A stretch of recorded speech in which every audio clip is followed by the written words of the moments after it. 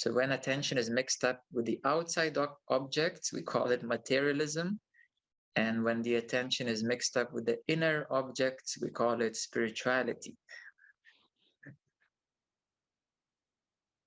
And when the attention is a bit more relaxed and at ease, we call it non-duality. Yeah, and when you are beyond your attention and you can be in control of it and you can essentially re-identify yourself beyond or behind the attention as the awareness, pure consciousness itself, that's called enlightenment, liberation. You're no longer mixed up and lost in outside attentional objects nor inside attentional objects. And that's what becomes freeing. Now, if we recognize that the attention itself, it's being paid to, we are placing our attention onto outside inner objects. And the attention has its reference point, or its we can say source. I'm just trying to describe it in some more understandable ways. The reference point, from where you are placing your attention. Yeah, from a point from which the attention comes out, and then it's placed upon something. So the origin of attention. I know that many of you are familiar with Amrita Nadi. It's what creates the attention. That is a good thing to know, but in this meeting, more broadly, I would like you to know that the attention has its a reference point, or you can say the origin, or from where it comes up. So if we have a lighthouse and the light is shining forward, so the origin is the light bulb. Yeah, that's the origin of attention. And as you know, the origin for majority is right in the center of the head, this ego eye. But when you meditate, it starts shifting. It goes into the heart, and it can go into other areas in the body. So this origin or reference point of attention can shift depending on your meditation and so on. But what I want you to know, that there is an origin, and I want every one of you to have a sense that, oh yeah, there is an origin, and then it's projecting, and then it's involving with objects outside, inside objects. Those who are working more consciously recognize the value and beauty of relaxation of your attention. That, when the attention relaxes, you feel much more at home, you feel much more like yourself, you feel more at ease. And that's such a beautiful thing. And today, I would also like to tell you the beauty of ignorance. The beauty of ignorance. The beauty of ignorance is when you can consciously choose what to ignore. Yeah, when you can consciously choose what to ignore.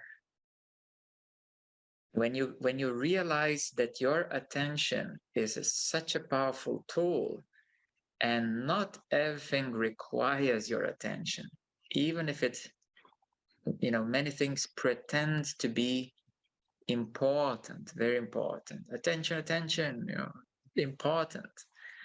And thus, you may recognize the beauty and the power of ignorance, of choosing not to pay your attention to something. Because let's be honest that, this world is filled up with a lot of distractions. This world is filled up with so many engagements, especially now with technology and phones and endless notifications, as if they are all so important. And you constantly pay your attention to every little bling and blop and whatever pops up on your phone. So you're really losing your center. You're giving your energy to the meaningless stuff. You're losing your energy constantly to something which is not important.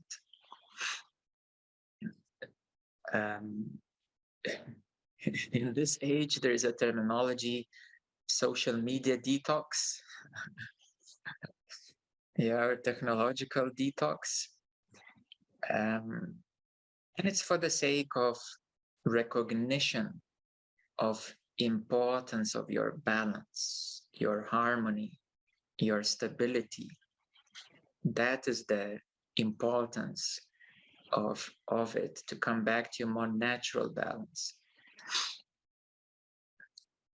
So for a conscious being, ignorance is a gift, because you can consciously choose not to direct your attention onto some negative people, some people who constantly blame and everything is wrong. And maybe you go to you ride on a bus and there is such a mess energetically, speaking.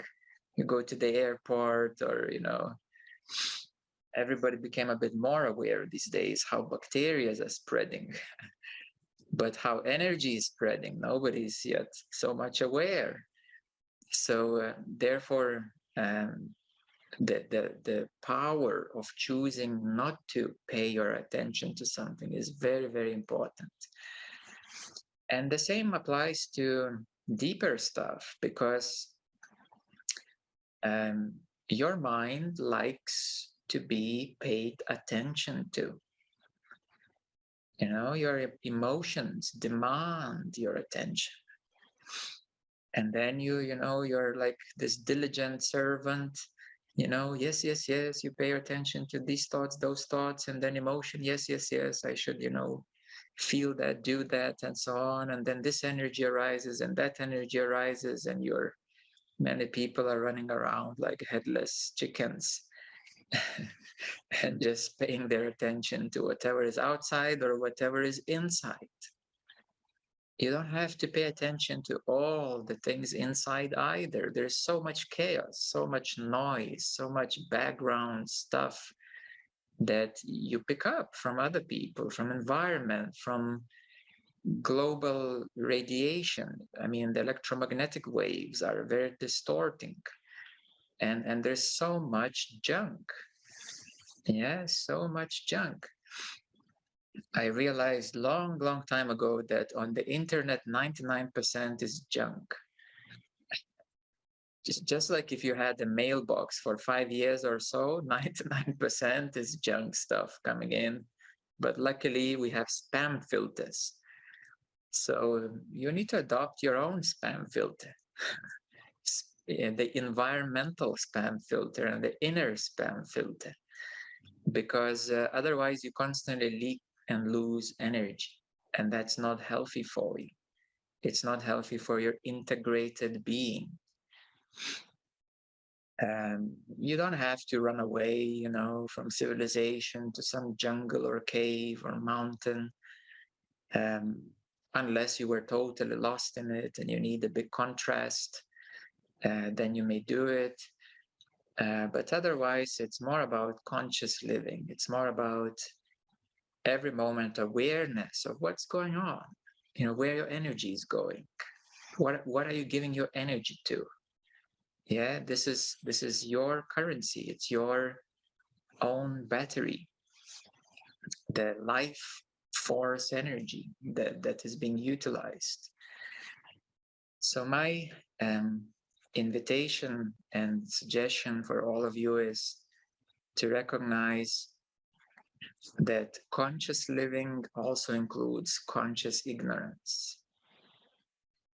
And for those of you on much higher LOCs, you will recognize that, like the healers, they constantly heal and heal and heal and heal and heal. Maybe you should slow down on healing. Maybe you should pay less attention to every single thing that needs to be healed. Maybe you should just, heal what is really needed, and the rest stuff can wait. Not so important after all. The same thing with energies, they just come and come and come, depending how much attention you give them. If you don't give them much attention, they don't have to come anymore, some of these energies. So you start to center yourself, and you start kind of filtering stuff out, the noise, the spam, the chaos, out of your environment and your inner experience. And that's how you attain equilibrium, more peace, more naturalness. So this is my advice for all of you to be balanced, to be more natural, to be a conscious being, is also to choose what to bring in your attention, and even more importantly, what not to do, and the wisdom of what to do, and more importantly, what not to do. Yes, and for some of you on higher LOCs, you may experience something that shouldn't be here, and it should be different, and so on. It's because you pay attention to it, of what shouldn't be here. You pay attention to some feelings of what should not be, and that's where also a deeper relaxation is needed.